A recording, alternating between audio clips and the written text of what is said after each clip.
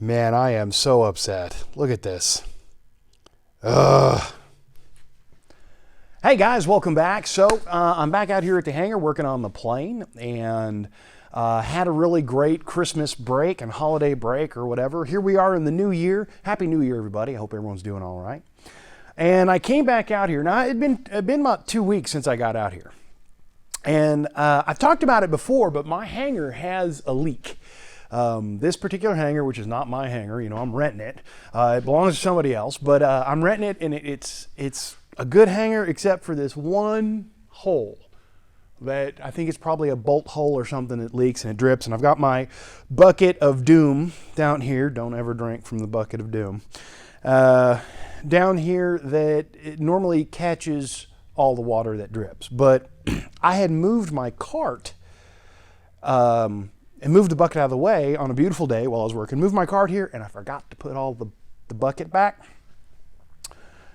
And, well, it proceeded to then rain a couple days and leak water onto my cart and into my smaller tub of Clecos, my number 30 Clecos, which are now just rusty as hell. You can see here, they're just ruined. I don't know what I'm gonna do about that. I'll try to clean them up. I don't know if give them an acetone bath or something like that. I'm not sure the best way to clean them up. But maybe get some, what is that stuff, CLR or whatever, and let them just soak in that, see if I can salvage them. But it's always something. So anyways, back out here, working on all the things and going to try to remember where the hell I was, because as I've said before, step number one is always trying to remember what it was I was doing, and then move forward from there. I am at the point where everything needs to be done at once. There's a lot of stuff that needs to be done. Just everything. Everything needs to be done. It's ridiculous. So, gonna do that. A couple of y'all have come out and visit over the holidays. It was really nice to have you. If anyone else wants to come out and visit, just reach out. I don't mind. If I'm here, you're welcome to stop by the hangar. Although, typically when that happens, I don't get any work done. But I had a really good question while I was, actually let me get to working, and then I'll just talk while we're working. So I had some people reach out to me and ask me if it's legal for them to take a certified aircraft and, you know, swap out stuff and just paint experimental on the side of it, and now it's an experimental aircraft. The example given was a Cessna 172 where they pulled out all the old gauges and just put in their own glass, you know, like a Dynon HDX or something like that. Is that legal? So first of all, can you do it? Yes, you can. Is it legal though? I don't think so. And now this is where I'm really talking kind of out my rear, because I don't know. So I'm going to rely on you guys. If you guys can comment down below, I would really appreciate it, because I'm curious myself. Is it legal? If you're a mechanic, if you're an AP, can you do it? Then maybe. But then I think you have to get the certified version of whatever the glass is. Like I don't think the HDX is certified. So whatever the certified version of that is. But can you just convert a certified aircraft into an experimental aircraft? I don't know the answer to that. I think it comes down to who can do the work. If you're a certified mechanic, if you're a certified AMP, can you do that legally? I mean, it still flies. You know, a Cessna 172 is still a Cessna 172. If you replace the glass, the panel, it's still a Cessna 172. But yeah, I don't know. I don't know the answer to that. I don't want to lie to you. So that'd be interesting. There are a number of older airplanes on this airport, actually, that, I mean, there's nothing wrong with them except their panel is ancient. There's a Comanche 140, or Cherokee 140. I was like, that doesn't sound right. Cherokee 140 down here at the end of the hangars that there's nothing wrong with that plane. The paint's a little crappy looking, and the panel is just, 1960s panel. But if you swapped all that out, there's nothing wrong with that plane. Could you do that? And the answer is, yeah, you could, but I think you have to go all certified because it's a certified aircraft. I don't think you can put a non-certified product in a certified aircraft legally. And you want to do things legally. Now, if there is a process for taking a certified airframe and decertifying it, I don't know what it is. And I'd love to know. If you guys know, comment down below, because I'd be really curious as to how that works myself. I mean, think about that. I mean, just let's suppose. So I have to buy, don't have to, I'm gonna buy, a glass cockpit and stuff for my plane. Could I get like a Dynon HDX or whatever, put it in that Cherokee, use it, get some hours and whatnot, and then move it from there to here when this is ready? I wouldn't be buying it twice. I would just be buying it once and then moving it from one plane to the other and then put the old gauges back in or whatever. I don't know. I don't know the legality around that. It'd be interesting to know. I think it comes down to who can do the work, though, because since I'm not a mechanic, I don't have the certification, I can't just go turn a wrench on that thing legally, right? So anyways, if you guys know the answer to that, I'm curious myself now that I've thought the question through a little more. Comment down below. I'd really appreciate it. Let's explore this. It'd be interesting. The question I get, probably one of the most common questions I get, has nothing to do with this plane. It actually has to do with my hours and how I'm flying and what's going on with me. So first of all, as many of you know, I'm not a pilot. I'm a student pilot. I've got about 42 hours or so. I've soloed. I've done a number of cross countries by myself. And I have no fear of flying whatsoever. I enjoy it. The reason I stopped is twofold. One, I don't have a plane to fly. The plane rental situation here is not very good at all. And the other issue is because when I sold my company and I had all that stuff kind of fall out for me, I lost the need, but more importantly, I lost the income. So I needed to figure out how I was going to move forward, and I didn't want to spend any extra money until I had that plan. Well, I have a solid plan now, and I've got a great income. So I am actively looking at buying a small aircraft. There's a Commander 114 right over here that I thought, that's not bad, or there is that Cherokee 140 at the end of the hangar that I spoke about earlier. I mean, there's a number of different airplanes out here that I could possibly purchase, or there are, of course, airplanes all over the country. So I am, though, still just a student pilot. And at this point, I need to relearn everything because I'm sure I've forgotten everything. But I have no fear of flying. The only thing that I did not do, I think, before was my night, because there's a night cross country, I think, if I remember. I did one of those things I did do, and then of course I didn't take the final check ride. So I need to go take my test again because all the ground stuff I got to do again, and then I got to just get back up in the air and refamiliarize myself, and I'll be fine.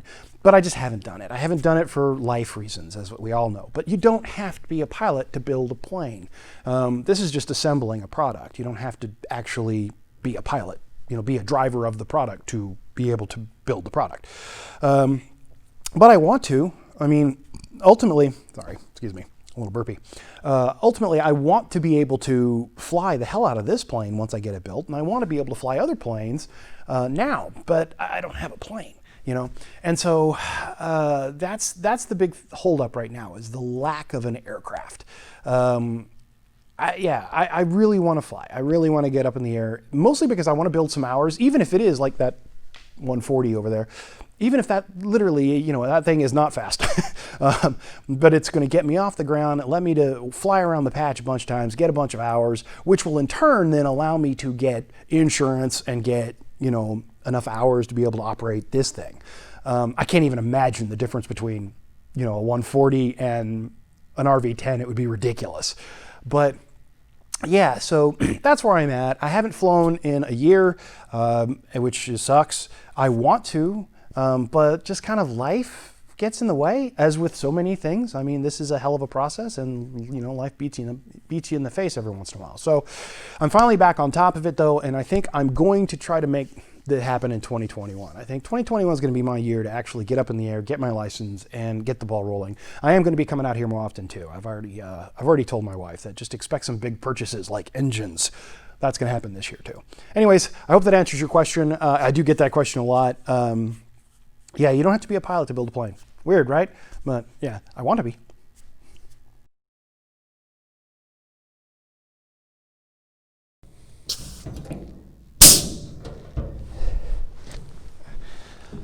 So I saw somebody post on the Facebook forum that they had inadvertently dimpled a hole that, you know, in a skin where a hole didn't go.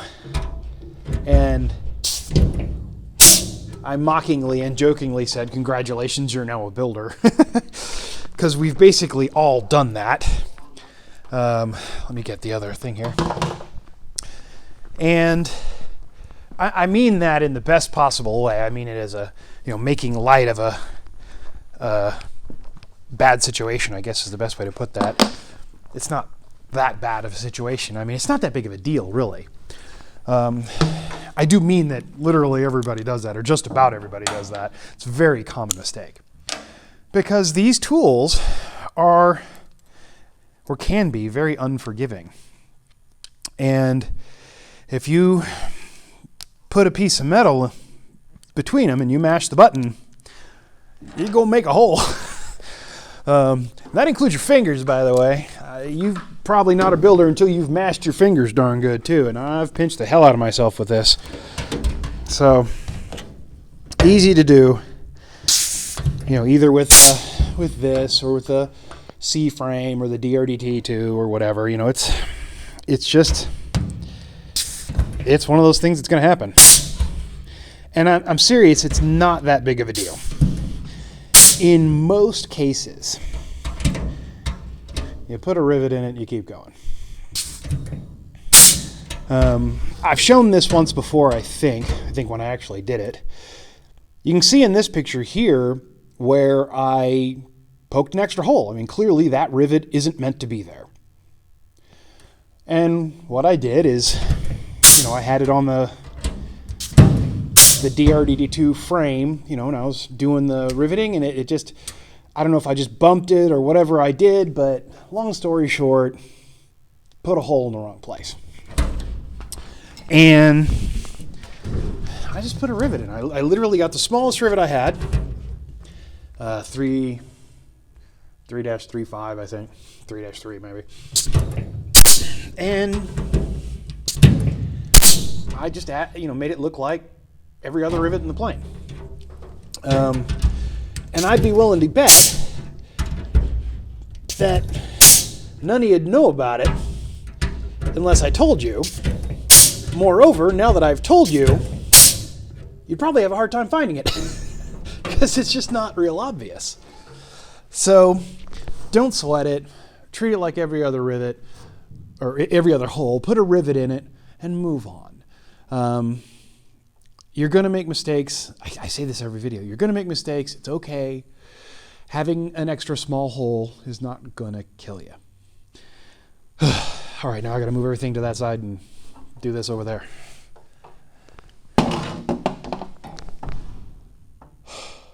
I'm cold.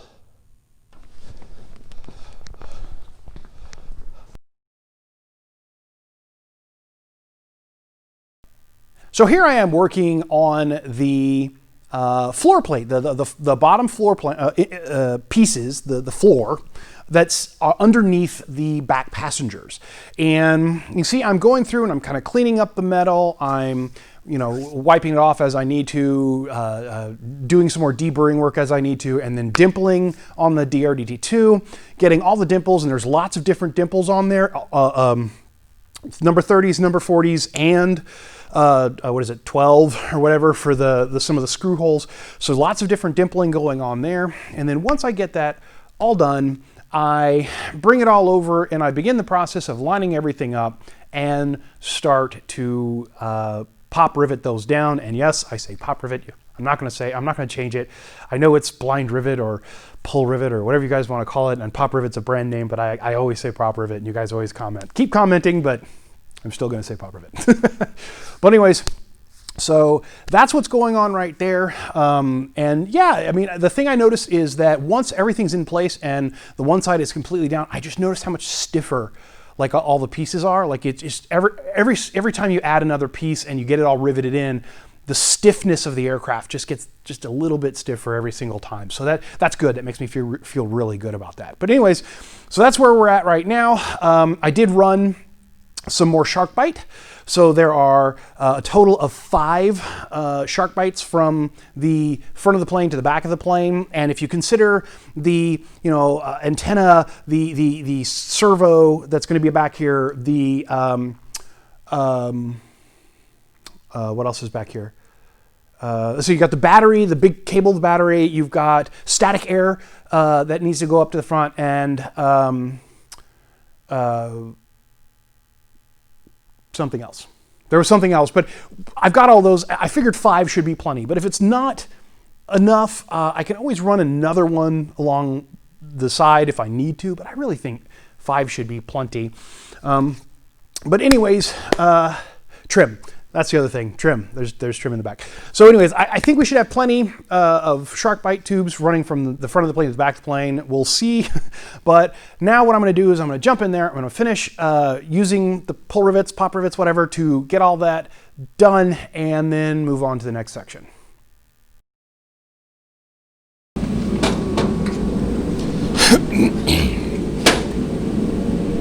All right. Well, starting to rethink the whole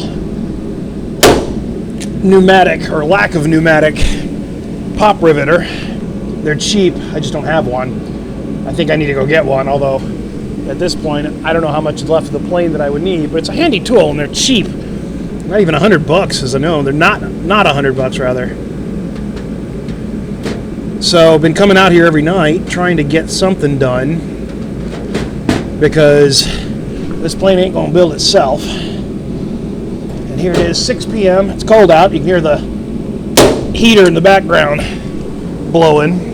It was snowing earlier. Just trying to get something done, even if I'm only out here for an hour or so. Try to do something. But I've done, this is done, and then next I do this piece here, and then I'm not sure what. Good times. Anyways, guys, I'm going to keep plugging away at this, get all these pop rivets done, and then head back to the house. I really appreciate you guys sticking around. If you like what I'm doing on this channel, do me a favor and hit that like and subscribe button. If you really like what I'm doing, jump on my Patreon page. For little as $1 a month, you can help me build this plane.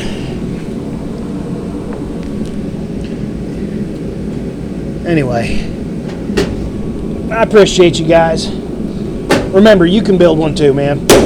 It's a lot of fun. It's real easy to do. You probably build it a lot faster than I have. All right, I'm gonna keep going. I'll see y'all later.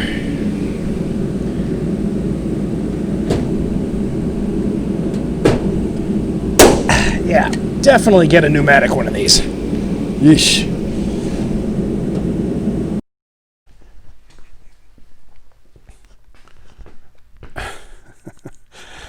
$778. Let's do it all again. You guys don't normally see this. So what I just did is I took this out. I've got my little Tascam digital audio recorder that's connected to my lapel mic. And I always say the number that's on here, which is 778. I've made 778 videos with this. Not all of them are the plain stuff. And it's not just videos, but like sections of a video too, like every time I record something. But anyways, I did this whole thing that you're about to see, and the damn camera wasn't even on. Oh, I'm an idiot. Okay. So